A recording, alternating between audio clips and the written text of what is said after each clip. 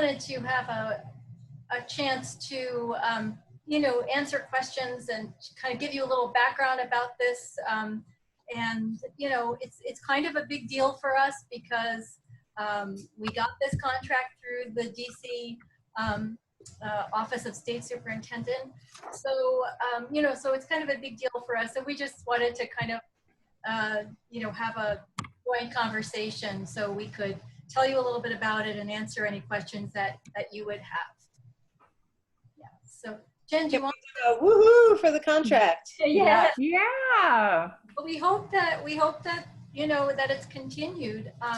That's, you know, so I hope, you know, that all of this goes smoothly. Thanks to Jen, this has been some unbelievable scheduling because basically the timeline is that we have to produce 50 hours of professional development by the end of September. But essentially, all of the professional development happens in August in the DC schools anyway, and probably in other school systems as well. So, and it also happens in 1 week, which is generally the week of August 19th. Now, some schools are, that are charter schools, have a little more flexibility, and we're doing something the week before, we're doing something the week after. But generally, we have like overlapping schedules on some of those days the week of August 19th. So it's really been quite a scheduling challenge. Not to mention that DC doesn't allow people to, there are 2 days that they take out of that week for special training. So Wednesday and Thursday of that week were kind of off limits. So, How many hours do you have scheduled so far? That's a great question. I haven't actually tallied that specific data point, but we have pretty much all the schools scheduled for 2 to 3 hours. We have one school who will have finished all 5 by the end of August. But most schools will roll over into September, either at professional or either at staff meetings or some in-class work with our coaching model. So we're still gearing up to finalize the September hours, but as you can imagine, the staff in the schools are just really still figuring out August. Okay. Sorry, guys. Sorry, I'm moving. That's okay. I think if Liz, we kind of go back to the beginning and have you introduce the partnership and explain what I know you have thought about sharing, and then we'll switch gears to some of the materials. Yeah, so just so you have some background, just to bring everybody up to date, this contract came about because of legislation that was passed in the District of Columbia last year. So this was last spring that they passed this legislation. The focus was on school discipline, and they were talking about using preventive measures like mindfulness and restorative justice, you know, as sort of preventive measures. And in addition to school discipline, they've also, you know, used the language about improving the school climate. So, and you've also seen, I think, some of our handouts that they're talking about mental health supports. So that's just kind of some of the language that's been out there, you know, that we're sort of tapping into. And we got this grant, or I should say a contract really. We got this contract in, I guess it was March or April of this year. And what OSSE, the Office of the State Superintendent of Education, so it's OSSE, that's the entity that distributes the money. And what they had in mind was for us to present mindfulness to as wide a group as possible, as wide a group of educators and schools as possible. And we did that through 2 workshops in May. And so they wanted a lot of people, as many people as possible, to have exposure to mindfulness as sort of an introduction. And I think Jen's going to talk a little bit about the content of those workshops, because that can sort of inform how you might address some sessions that you're going to present. The people that attended, we had about 70. Hey, Liz, I'm sorry to interrupt. I wonder if we should all just mute while you're talking since you're recording it, so the background's quiet. Okay.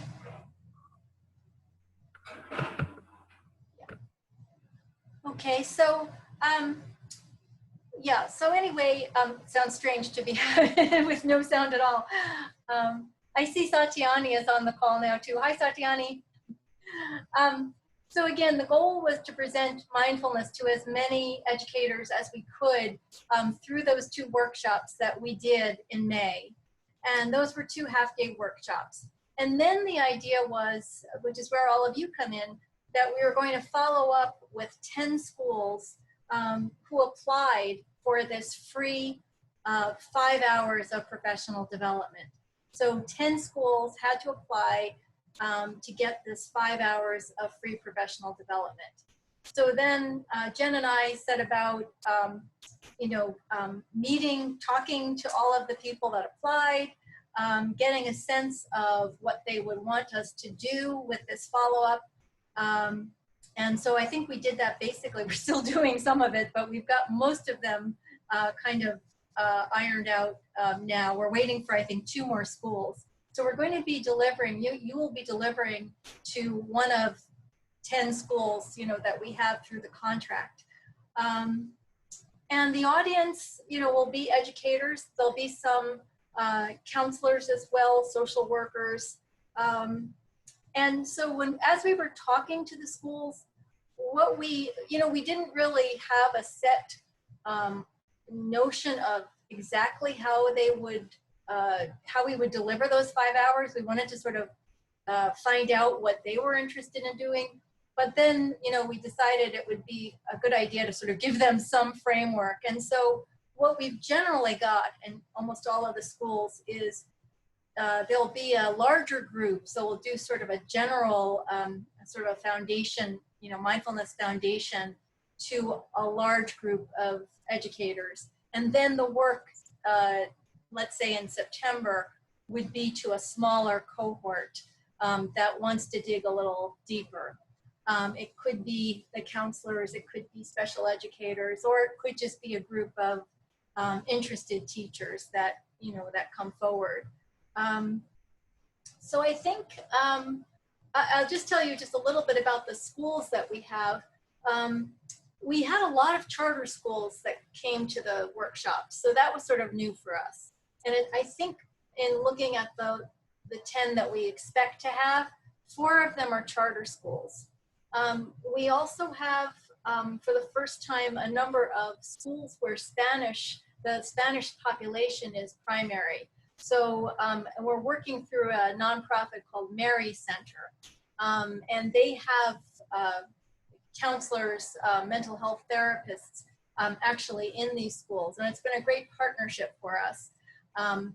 And so I think by my count, we have about 4 of those schools. So I think that's sort of just a general overview. Jen, I don't know if there's anything else that that I need to add right now, but I think that'll give you a kind of a sense of how this all came about. Let me ask you, are there any questions with anything that I've said? I guess you'll need to unmute yourself if you have a question. Karen, did you have a question? No, I was unmuting just to unmute. Conversation. But no, that was great. That was helpful. Okay. Yeah, I just think it's good to sort of know like what you're stepping into. I mean, the final thing I would say is, we're very excited that we have this opportunity. We think that, probably we were exposed to like maybe 35 or 40 different schools in those 2 half-day workshops in May. So, there may well be more work coming. I think, the fact that they all didn't apply for the free professional development, may have just been, it could have been for a variety of reasons. But in any case, we're really excited by this opportunity. And I hope that there'll be continuation funding. That's the one thing we don't know. DC is always kind of last minute about these things, but there may well be an opportunity for us to continue with them. Yeah, so I mean, I'll jump in and just pick up on two things that Liz mentioned. One, I had a conversation with our point person at OSSE this week, and she directly linked potential future funding from OSSE for Minds to being able to collect data that shows that we've made an impact. So part of your workshops will include a post-workshop survey, and we have the text for that written. And we would like for people to have it done in person to increase the amount of people who will actually complete it. And what I have in mind is that I'll send it to each school and ask them to print and copy it since they have copiers. But if it's an issue for them, we'll think of another way to get hard copies of those to you. That was the one thing I wanted to mention. Also, in terms of the schools, just to give you slightly more color, we have one high school, one early childhood center, one school that has family programming that takes place at the same time the children are in class. The parents go to parent education classes. And then the rest are more traditional elementary schools. We have a variety of sizes and venues. So, you know, we have some audiences that are going to be 15 people, some that'll be 30 people. And in the case of the high school, of course, you know, a large audience closer to about 70 or more people when they have their all staff sort of overview hours. So just one thing I wanted to raise is for everyone to know that and to bring your expertise to making whatever venue you have as mindful in its environment as you can. And you're more experienced at that than I am. And I watched Satyani do it at a retreat by playing beautiful music and having different accessories and things in the room to make it a soothing space. So just wanted to put that out there that you will probably be in spaces that don't feel particularly mindful. Okay, Catherine, I know you had a question. Yeah, when you were talking about creating the environment and a soothing environment with accessories, I know at one point Minds did not want us to use certain accessories in the schools, like singing bowls. Is that still true? Or what would you like us to use as accessories? Well, so my request and Liz's request would just to make sure it's secular, that it doesn't elicit any sort of religious connotation. That would be it. You know, if you wanted to bring like you know, a light that you put a little scarf, it depends on your space. Like a light with a scarf over it in a room with 70 people isn't going to do anything, you know. But if you have something that you've used before, like I said, whether it's music or some sort of scent that you spray in the room, or maybe you have techniques that you've used before, or you like to turn the lights down, maybe have only certain lights on in the room. Sometimes if the room is huge and you only have 30 people, if there's a way, if the school has something you can put up to divide the space a little bit, even if it's Post-it notes sort of hanging on divider, like big Post-it posters, hanging on some sort of wall that, you know, cordons off the space, or encouraging people to only occupy a small number of seats, some way to just make the room feel more intimate if you're in a large space with a small number of people, those kinds of ideas. But, you know, I think you guys know already, mindfulness in general is under increasing scrutiny in school environments as well, for questions from people who feel it's a threat in terms of religious independence and religious individual freedoms. So we want to be sure that we stay secular in any tone or presentation. Mm-hmm. So I'd like to comment about the singing bowls, which I do use because I love them. However, the very first time that I'm meeting a group, I'm going to be very direct. These are probably predominantly African American and Hispanic populations, which are very Christian. And I have had people respond who have preconceived notions about mindfulness, who will ask, are you trying to turn us into Buddhists? This is against my religion. We do not want to invoke those types of reactions, especially when you're just getting to know people for the first time. And so I do use singing bowls, but it might be once I have a relationship with the people, and then I explain. You know, I don't necessarily, well, I might say that they're from Tibet, or I might not say that, but definitely to let people know that the tone of the bowls correspond to certain parts of the body, and they help to, I guess you could say, for us to tune into the heart center. Because like I specifically picked the singing bowl, that's the tone of the heart chakra. I don't necessarily talk about chakras unless someone in the class brings it up, because then again, that's coming from Hinduism. Yeah. You know, so these are all things that, you know, as mindfulness teachers, we've all experienced and embraced and know the benefits of it. But remember that you're dealing with some people who may have never encountered this except through rumor, and their pastor may have. I've actually experienced where someone's pastor told them they were disallowing them from attending meditation classes until the person followed their pastor's advice. So this may not be the majority of people, but you will, especially in a room of 70 people, you're going to encounter some people with these misunderstandings, and we don't want to trigger that, because we want them to experience the benefit of the practice. I appreciate that. And, you know, as a yoga teacher, all of that terminology is very familiar to me. You know, I just attended a meeting back in May of a group of mindfulness organizations around the country, and Calmer Choice from New England was one of them. And I don't know whether any of you know, but they were sued by this fundamental group. I can't remember the name of the group that has brought these suits forward, and they had to stop. They couldn't allow people to even use MBSR training. You know, they're up there in New England, and most of their trainers had gone through MBSR, and they could no longer even use that because they told them that, you know, they found things that John Kabat-Zinn had said. Anyway, so, you know, it's sort of fresh in my mind that this nearly brought this organization to a halt. And obviously, we don't want that to happen to Minds. So we'll just try to be as, you know, as careful and respectful as possible. But I know you all do that anyway. We just sort of wanted to mention it briefly.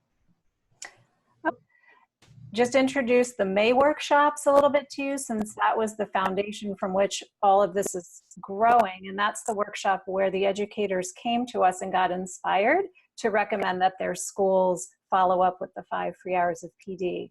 And Catherine helped us to facilitate, Liz and I, and also Caroline Pettit. The 4 of us worked on those 2 workshops. Caroline and Catherine helped facilitate on different days. So there were 3 of us at each workshop. But we had largely the same content. And the way that we planned was we used everybody that brought their personal background and personal experiences. Of course, that was number 1. And number 2, we also used sort of as a foundational document that mindfulness program for educators. And we'll look at that together in a minute. And then we just, you know, divided up who was going to teach what, worked on our own individual parts, and then brought that back together as a whole. And it was a 4-hour overview workshop. So I'm going to share my screen and begin by looking together at the mindfulness program. Mindfulness program for educators. Can everybody see that? Yes. Okay. So everybody has that, hopefully. And this is a document that I've spent a few months putting together based on, and it says in here all the different places, existing Minds incorporated curricula that all of you guys worked on organizing. So all those outlines from all the different schools that you guys have worked in the past, mindful.org ideas from there, the Mindful Schools Educator Essentials course, and jackcornfield.com were some of the big resources that I used in pulling this all together. Here's a little bit addressing that secular program guidelines for teaching mindfulness that we just kind of talked about. So if you wanted to go back and read that, you could. Of course, we encourage you to adapt and personalize the program. And we're really offering you this 8-session program for your resource. And it just, in the introduction here, we just talk about that idea that we encourage you to bring your expertise, because a lot of this is built around stuff that you guys contributed already to Minds, and you're all experts in all of this. And just a few notes about practical use, and then it gets into each session. So each session is designed to be about 60 to 90 minutes. And what we did was, when we put together the May workshops, we did not use all 8 sessions. We decided what we wanted our program to be and which topics we were going to touch on, what we had time for, and then we each pulled from it. We didn't deliver it verbatim. We didn't include everything. So it's just a resource for everybody to use to the extent that you want to. And then from here, it just goes, you know, through each session. And it goes in the order that most mindfulness programs go in, you know, starting with the introduction and then into breath and moving on to more difficult concepts like emotion and then gratitude. So it follows that same arc that you're going to be really familiar with. I definitely don't want to take you through it because you don't need me to do that. But if you have any questions about it or any comments, because I would love to get your feedback. I welcome that. The next thing I wanted to show you is the outline that we used for the workshops. That is not it. Let's see. Here it is. Let me open that up a little more. So again, you have this, but it gives you an idea of how we divvied up the 4 hours. You see the topics that we covered, how much time we devoted to each, the kinds of practices we did and how much time we devoted to those. And then obviously Jen and Liz and Catherine and Caroline tells you how we divided it amongst each other, but that's not necessarily important or helpful for you. What's important and helpful is just to see the flow and the content of what the people who came to us from these schools received and what inspired them to ask for us to bring this kind of programming to their schools.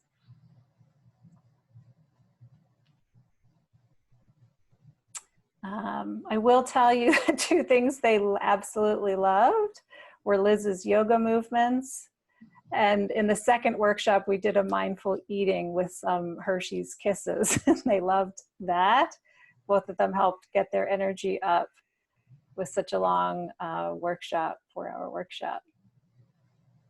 With the kids, it's hard to offer chocolate because of allergies, but with adults, it's a little bit easier. Do you want me to stop and comment on anything about these 2 documents so far? Well, Liz, I was just wondering, I assume you did standing asanas because they probably did not have that. And Exactly. I mean, I assume like Warrior 1 and 2 and. Yeah, we didn't even get that, you know, the space was so limited. I think the reason that they responded was just that people like to move, and when they've been sitting for so long, I think it was just, you know, the fact that they could move. So yeah, I don't know if you know Breath of Joy, but people seem to like that one. I think that's a Kundalini yoga kind of the breath of joy was one that they liked. I can send you the movements that we did. We were quite limited because we were sort of in a almost like a conference room. So people were like standing behind these long tables. So yeah, not exactly conducive, as Jen was saying earlier about trying to make the space work. You know, we did the best we could. But yeah, I'll be happy to share. It was only 10 minutes, you know, really. Again, I think it's just the idea that people like to be able to move. Mm-hmm. All right, so next I'm going to share the PowerPoint with you. And just FYI, in my laptop that I'm using, it's a Mac, and it's opening in Keynote, so it doesn't look as polished as it did in PowerPoint, but it's really the same slides. It's just not the same fonts are available. So this is, gosh, how long is this? Like 20 some slides long, 33 slides long, and it mirrors our program outline.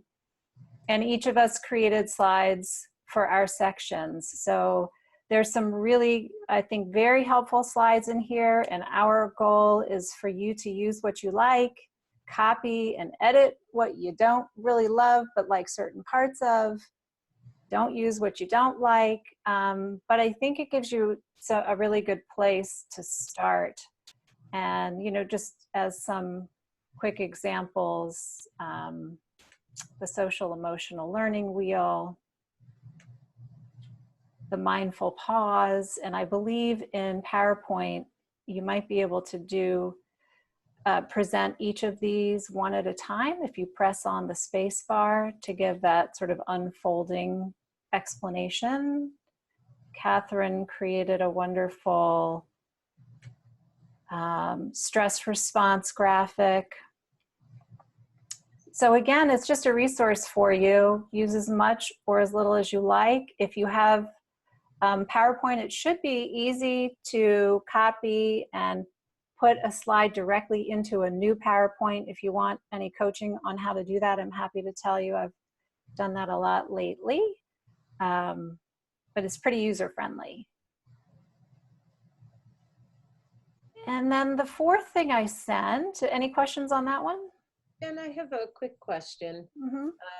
First of all, this looks fantastic. Were there things like the SEL wheel, like maybe we're not familiar with the source for something like that, but somebody might ask us, Yeah. are things like that from a particular place? And is there a way for you to just guide us where we're using something like that? I assume it Yeah, is that comes, lines, or does that come from something? that comes from CASEL. It's all in caps, CASEL. That's the Collaborative of Academic, Social, and Emotional Learning. So I believe, I'm almost certain that that is their graphic. We've got that on our website as well, Okay. but it's CASEL, yeah. And if there's anything else like that where we might need to know the source because somebody might ask us, it would be helpful if you could just advise us. Yeah, and looking at them, I could probably tell you real quickly. Most of them are homemade. This Okay. one is homemade, although it is inspired by a mindful school slide. Mm-hmm.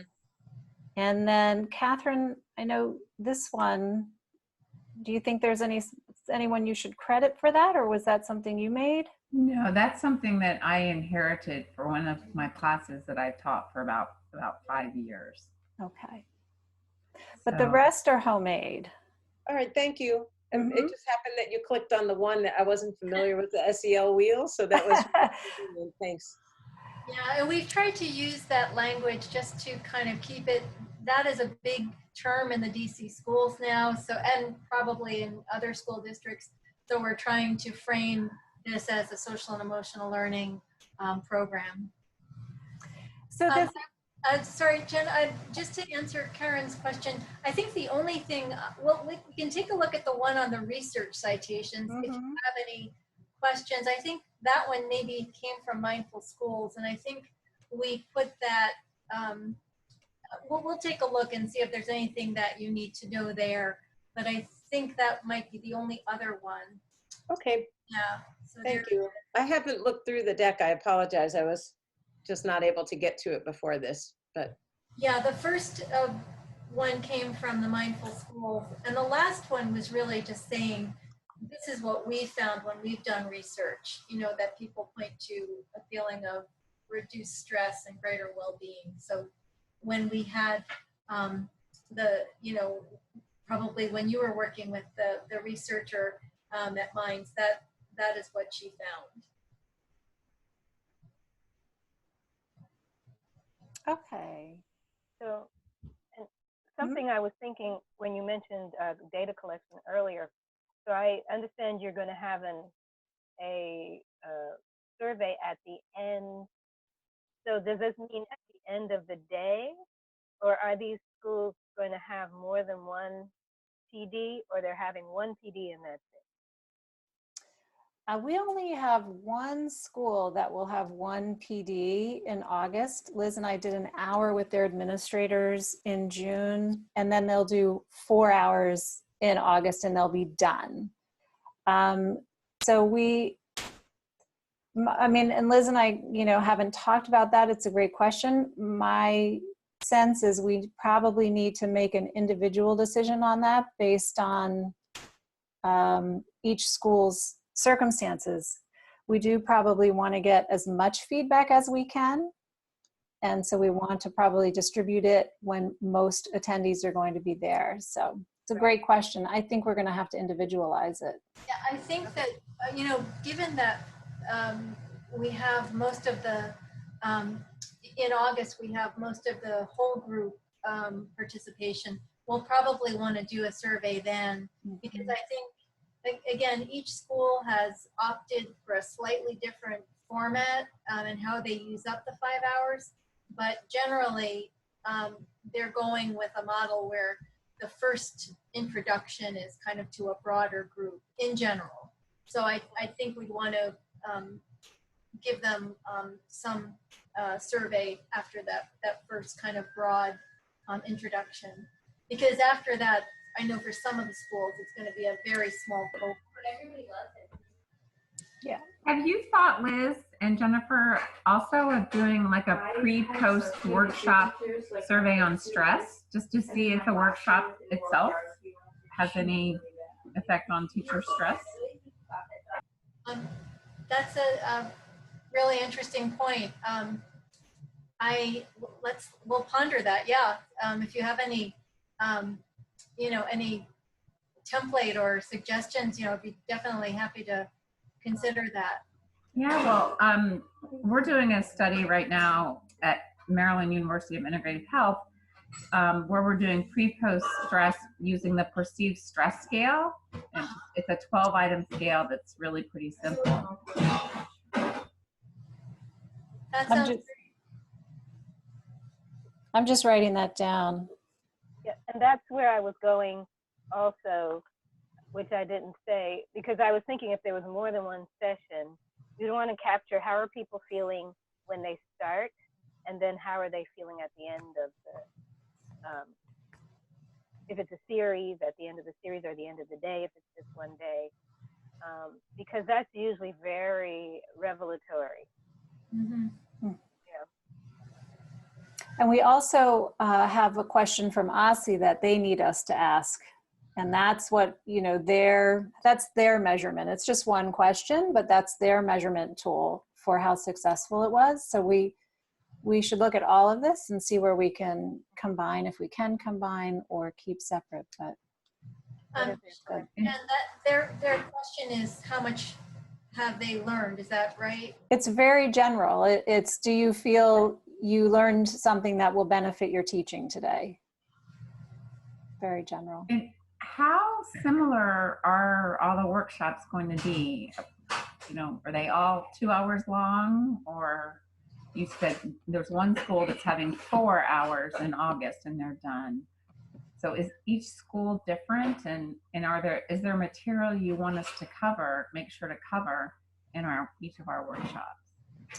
Well, as I've been inviting you guys to lead workshops, I've been giving you the priorities of the schools for those workshops. So for example, Catherine, your workshop is really the most unique in that you get 1 hour together with Katia Clairvoyant, right? And you guys will do an overview with the whole staff. And then each of you will break off into 2 separate groups that you'll each facilitate for 2 hours, yours being the adult education team and Katia's being the pre-K team. So that's the most unique. Otherwise, they tend to be general introductions, anywhere from, let's say, 90 minutes to 3 hours. And then, you know, following up with smaller groups, people who self-select to attend more workshops. Because some of them haven't been scheduled yet, you know, some of the hours are for September. We haven't fine-tuned what all of the follow-up workshops will look like. But in August, I think it's fair to say, with really the exception of yours, and then Karen Sandelman has the 4 hour, if I'm remembering correctly off the top of my head. So I was looking to find it, but I couldn't find it while you were talking. Yeah, those are a little bit more unique. The others tend to be more the introductory sessions that will be followed up more in September. But Catherine, yours is the one that is done all in one day. All 5 hours are delivered in one day. I was going to suggest, Jen, maybe, I mean, that's a great question, Catherine. I think what we'll want to do is to brief each of you with any of the information that we have. And I think Jen has already done that, but just give you any kind of information and notes that we already have about the school. You know, just anything that we feel would be pertinent, knowing a little bit about. And, you know, you can also look up any of these schools. DCPS has a pretty good system. You know, if you just Google the school name, you'll, you know, it'll pop up with the breakdown of the percentage of students in different racial and ethnic categories. You'll have information about free and reduced meals, other programs that they have. All of them also list, you know, their sort of their motto or their, you know, just kind of how they describe the school. So it's all helpful, I think, to just to give you a better sense of who they are.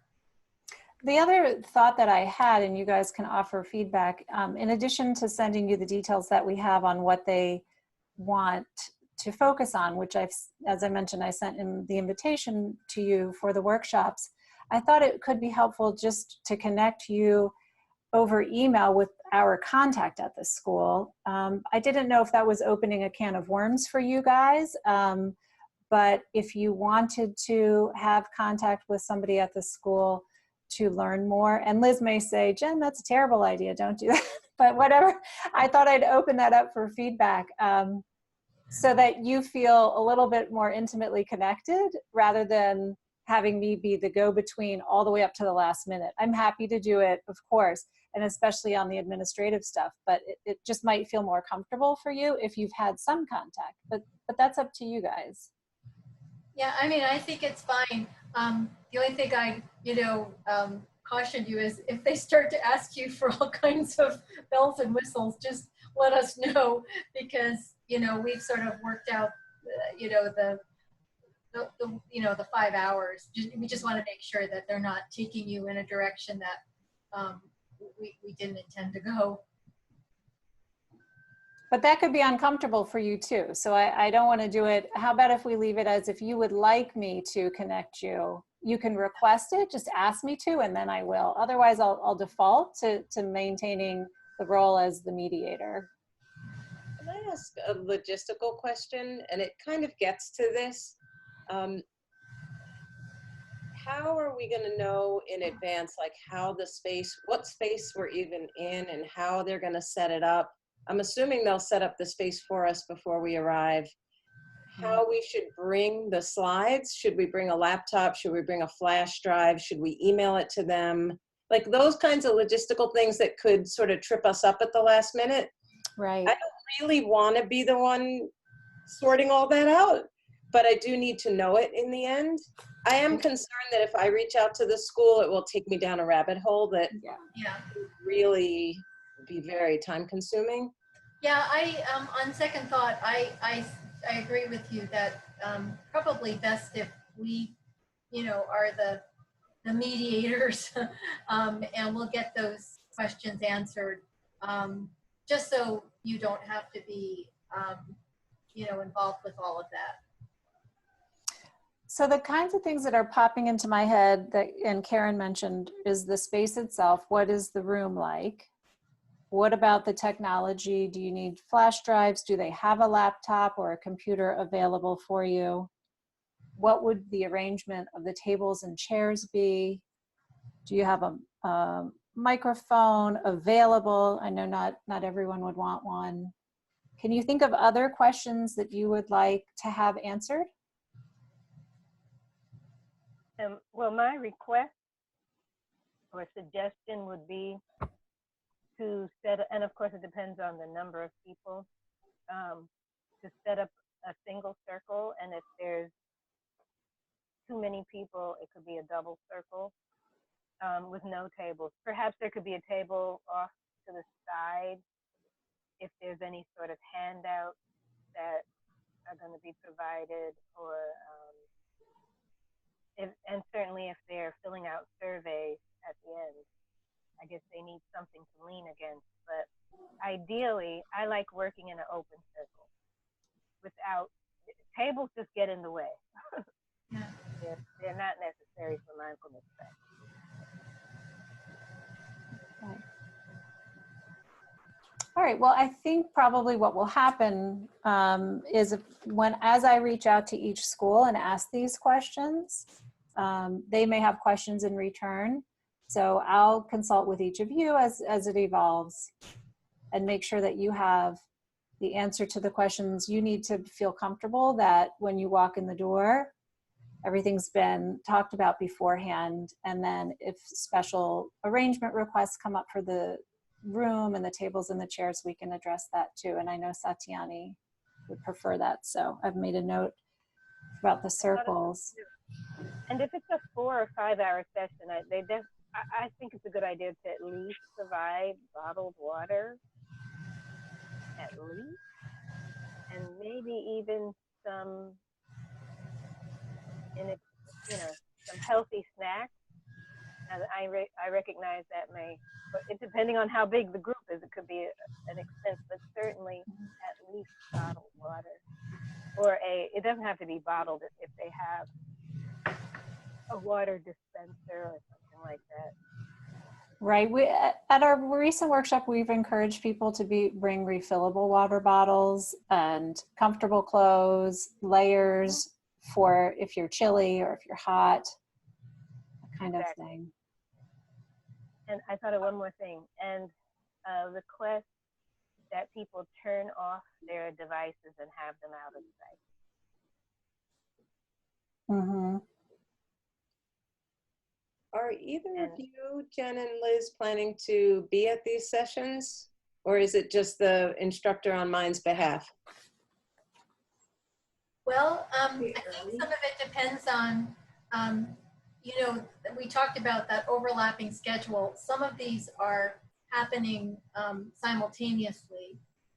So, we'll try to sit in on some of them. Yeah, and if you'd like us to or not like us to, just let us know. One thing that would definitely be helpful is to know if the people who are coming had attended the earlier workshop, or if the school itself had sent people that had attended, so we're not redundant. Yeah, they'll only be, the answer to that is, in general, there is at least one representative that came to that May workshop, one of the 2 May workshops, and because that was how they were able to apply for this professional development.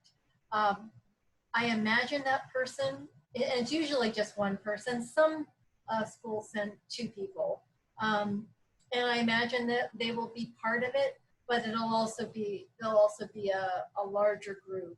So for example, when Jen and I did the 1 hour for a small group of administrators, that's the school, Karen, that you'll be at.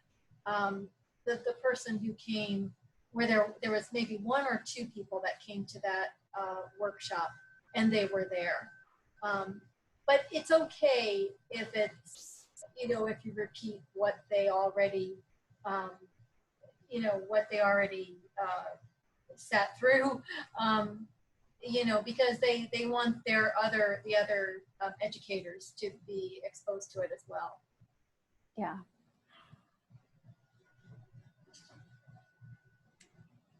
Anything else? I have a go back.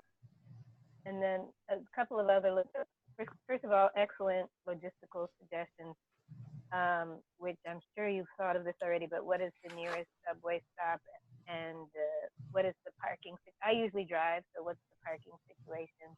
Is there off-street parking? Is it, you know, is there metered parking? Whatever it might be. And I would like a contact person, you know, email and phone number to talk to. You said parking. Okay. And just to add to what, oh, I'm sorry, Catherine, were you going? Just to add to what Tatiana was saying, I think we do need a contact at least for arrival day, you know, just so we know when we arrive, if we can't find where we're supposed to be, we've got somebody to reach out to. So I just want to add, yes, I would like that too. Thank you. Every time I look down, I'm taking notes. Don't want you to think I'm tuning out. I guess I was still a little curious about content in terms of, you know, the workshop we gave was 4 hours long. So for people who have a shorter workshop, do you all have any specific parts of that 4 hour workshop that we gave, that outline, that you want to make sure we cover, or do we just decide on our own? Well, for the most part, we're leaving it up to you guys as the experts. I mean, we're providing you with, this is the program that we offered, and this is what inspired people to bring the program to their schools. And then depending on your audience, again, Catherine, yours is an excellent example. You only have an hour to do an overview with the whole school staff. And then you work with a small team on adult education. Those adult educators, and you and I will talk about this more, but we can use it as an example, they work with the parents of the students. So, you know, that is what will inform your work in those follow-up 2 hours. And that, it sounds like what you guys want is even more information than what you have so far. So I will continue to ask questions of the schools and just make sure we have a good idea of what each of them is looking for, because if they are breaking into that smaller group, then it's more specialized. Whereas like the 4 hour is really very similar to what we did in our 4 hours, right? You have 4 hours to do the whole kit and caboodle of self-practice and self-care, and a little bit of introduction to mindful teaching and teaching mindfulness. But that's not at all what you'll be doing, Catherine, right? You'll be focusing on strategies that teachers can use with parents. So each is individual, and your programs. Yeah. I would say, you know, to the question about the time, I mean, we try to ask for a 2 hour block. We weren't always able to get that, you know, because I think, you know, you could easily break that 4 hour workshop that we did and cut it in half. In some cases, I think, Karen, you know, you'll have that time, you know, so, you know, that's a different situation. We have tried where we could to get at least a 2 hour block. Most of the time we were successful. I think an hour is a little bit of a challenge, and so it is going to be more of an overview, and you really just have to kind of get the sort of the top hits, you know, kind of focus. Yeah. But, you know, the fact that they're also giving you the additional time with you know, a different group will allow you to dig deeper. So I just want to say, I'm trying to glance at the slides while you're talking, and Catherine's questions about the content are starting to make me wonder when I look at the slides, like there's a lot that goes with the slides that I don't have, having not been part of the first group that presented.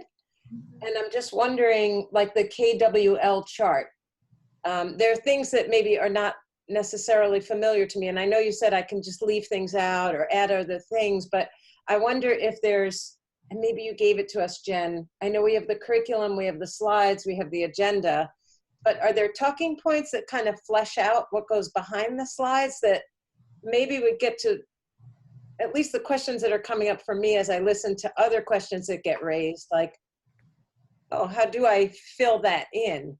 Because I don't necessarily know, I know what I teach, but I don't necessarily know what are some of the key messages from Minds about Minds curricula for the kids, about the KWL chart. Like as I look at it, there might be things that I'm like, well, I don't know what that is.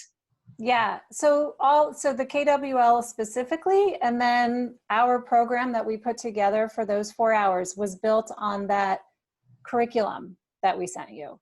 Okay. So the KWL is explained in there, and the neuroscience that Catherine used, all the points that she covered is covered in that session. You know, now having said that about Catherine's section, Catherine knows a lot about the research. So she kind of, you know, added what she knows from having taught that before. But I would say the bulk of what Catherine talked about in her section is included in the session on neuroscience. And the activities that we did, the practices that we did, those are also in the curriculum. So we really used that curriculum. We sat down and we went through and we pulled directly, this is what we're going to talk about. And so each slide coordinates directly with something in the curriculum. Even if towards the end, I did the section on mindful teaching and teaching mindfulness, those quotes that are in those boxes that have arrows between them, all of that is pulled directly from that curriculum, with an explanation, with a much deeper explanation for you in the curriculum. I have just a thought and an offer to any of you.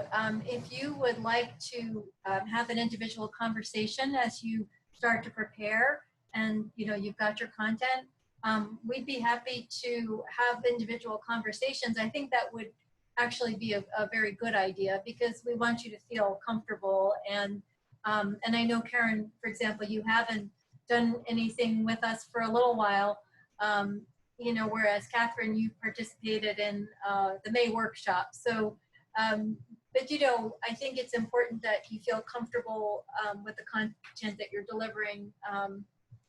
And each one, I mean, there are a lot of similarities, but there may just be some questions you have that you just want to feel comfortable.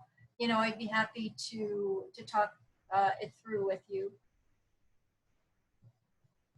Thank you. It sounds like I just have to really roll up my sleeves and mesh the curriculum with the slides and it'll become clear. That's what it sounds like. And I just haven't had a chance to do that. And Jen's been really generous with sending me information. And now it's time to do it. So thank you. And, as we were putting that together, I will say, because I also had to do a workshop in May with 2 of the schools where we're working now.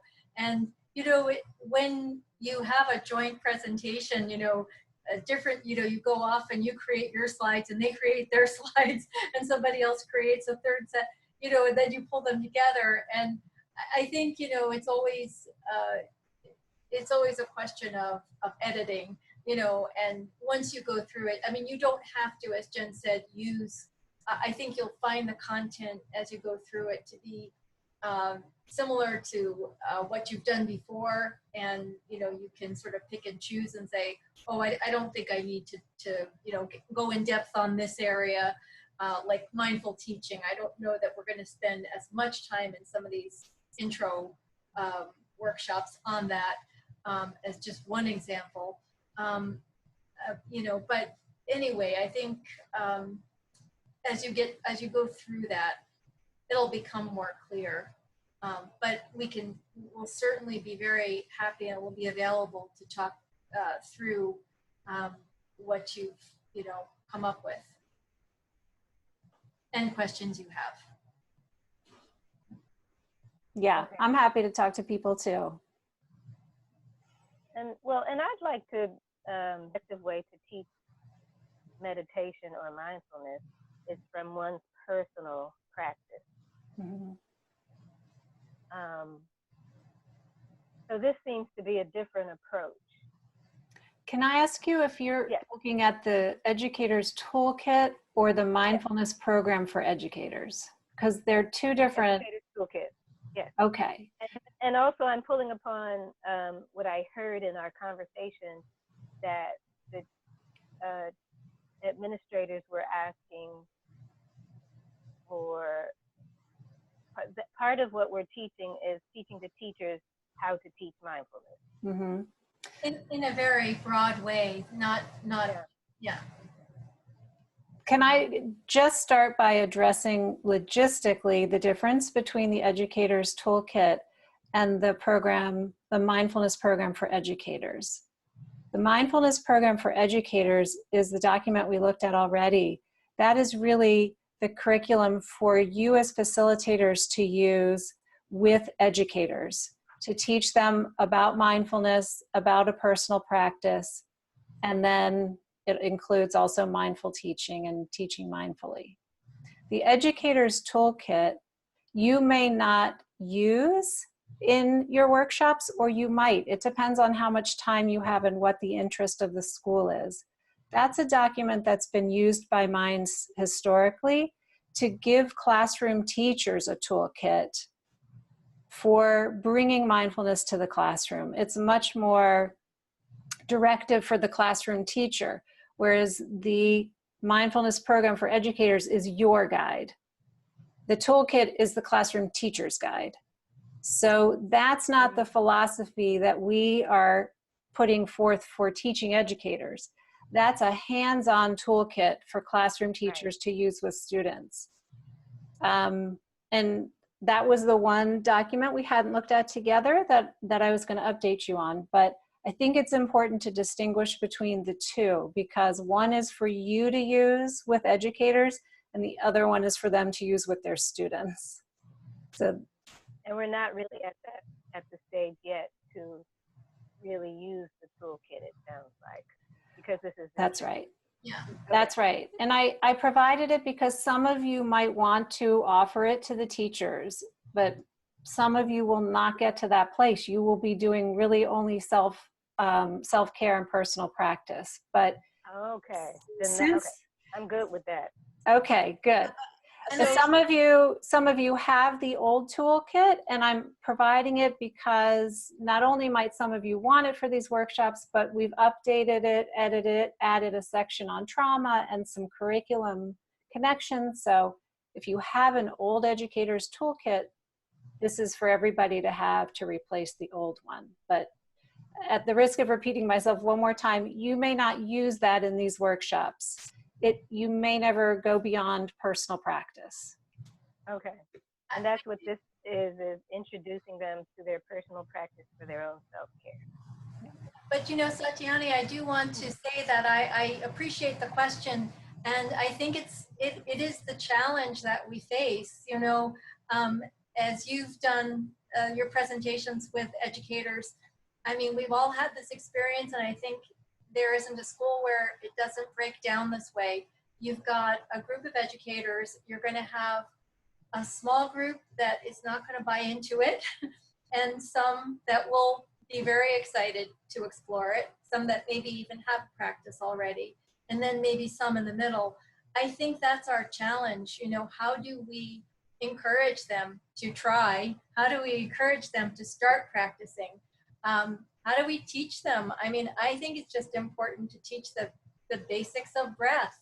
Because I've done yoga for so long, I forget that, that's kind of second nature, but a lot of people don't even, have that experience. So I really appreciate your question. And I think that is our challenge. How do we make this accessible? How do we excite them about, you know, about the why. I mean, some of them get excited when they hear the neuroscience, you know, to be quite honest, they look at the research. But then they still have to sit down and practice. And so I think I really appreciate your question. And then the other, you know, sort of challenge I just wanted to raise that we've been hearing a lot lately, and I just raise it because it's something you might hear and encounter. As we've been doing, as I've been doing recent presentations about, you know, self-care. One of the things I hear from educators, particularly in the charter schools, is it's great you're telling us to, you know, to meditate or, you know, to practice mindfulness for stress reduction, but how are you going to change this kind of stressful environment that we're in, you know? And that's a big question. You know, we don't want to be, you know, we could spend a lot of time talking about that, but it's something that I've heard the past couple of times I've done presentations. And there was actually a critical article in a book that's coming out now, how corporations use this to sort of make people compliant, you know, to sort of, you're in this stressful work environment, and people are just telling you, well, just breathe, you know, rather than, you know, and they're dealing with a very stressful work environment. So I'm not unaware of that kind of irony that we're just that we're saying, you know, in a sense, you know, to breathe and relax. Sometimes that message doesn't, you know, it's not well received by educators. I just wanted to share that with you because it's something that I have heard in the last couple of presentations. Yeah. And just to also support your question, I think you'll find, I hope you'll find in the mindfulness program for educators that the mind's philosophy continues to be all of this grows out of a personal practice. And that's really what most of that curriculum focuses on. Yeah. Can I ask you one more logistical question? Mm-hmm. Handouts for people to take away with them. Are there some standard things that you hand out at a workshop like this? No? Yes. Yeah, so we had a handout that we gave at our second workshop. When we did the first one, we did not, and we got a request for that. So I really just threw together some summary bullet points of that 4-hour workshop that we did, which I'm happy to send to you guys. And you can see it, it's pretty cursory. It was, you know, two-sided and covered the topics in bullet points. So I'm happy to share that, and you can adjust, add to, subtract to that based on what you end up covering in each of your own workshops. Thank you. That would be great. Okay. Jennifer, I'm sorry. I'm going to. So while we were on that topic of the toolkit, I'll just show you quickly. I hope you can see at least a little bit. This is the toolkit that we've been talking about. And this is, as I said, this was a document that existed at Minds when I joined last year, and it's really for teachers to use. We leave it with teachers when we've had some in-depth programming with the teachers themselves as a takeaway to have as a resource. And some of you will have old copies of it, and some of you will use it in these workshops, and some of you won't. But it's really by and large the same, just edited down. I think I mentioned I added a short section on trauma here in the introduction, which is what I'm scrolling to. Under tips for guiding. Yeah, trauma-informed mindfulness with students. And then towards the end, I added reading book list suggestions for teachers to use in the classroom, and I added curricular suggestions for art, for music, for science, for language arts, for math, for mindfulness lessons that incorporate those art and academic content areas. And that was just based on requests that I got from Dave. When Dave left, he had kind of a list of things that people had asked to add and update in this document. And so that's where those changes came from. And that was the last document I wanted to share. And I don't mean to confuse anybody that this is the curriculum, but I wanted everyone to have it because you had the older version, and also you might find it something you want to share with your educators in these workshops or at the end of them. You might want to share this whole document. Yeah, for those of you who are doing some in-depth work with smaller cohorts of teachers who have, you know, nearly 5 hours with them, and you really get into the mindful teaching part of it, it's a really helpful resource for them. But I would share it electronically because it's quite long, so it would be up to them to print. But most of you who are doing, you know, more the self-care and the overview won't be getting as deeply into the mindful teaching, and that's okay, but this replaces any old versions that you guys have of this document. Okay, and it's the educator toolkit you're talking about. Mm-hmm. Okay, just make I didn't expect that too many of them would get into the, you know, educator toolkit in the 5 hours, but because I sort of feel as Satyani does that we want to give them some time to develop their practice. I think if you jump into the how to teach, I think teachers naturally want to go there, and we have to kind of encourage them to practice for a while before they do that. But yeah, again, I'm repeating myself. That's the challenge, I think. So I feel like we've been doing question and answer sort of all along, but Liz and I also wanted to offer a chance at the end in case any other questions have come up. Well, not about what we're doing currently. However, I recognize they're trying to fulfill, you know, a 5-hour PD requirement. What if sufficient, and I don't know what a sufficient number is, but a sufficient number of staff say, oh, this is awesome, I want more. Do we have a suggestion to the administration for the next step? Has that been discussed with them? That's a great question, and I hope that the answer is that I'll have an answer, you know, in the next couple of weeks. My goal is to contact OSSE and find out what they have in mind. You know, September 30th is the end of their fiscal year. That's why this contract is going through September 30th. You know, from our standpoint, it was always the worst possible timing because September is when you start the program year. You know, I would love nothing more than for us to be able to offer that through having extended continuation funding for this. So that's my ask of OSSE when I meet with them. And I'm hoping that I can do that.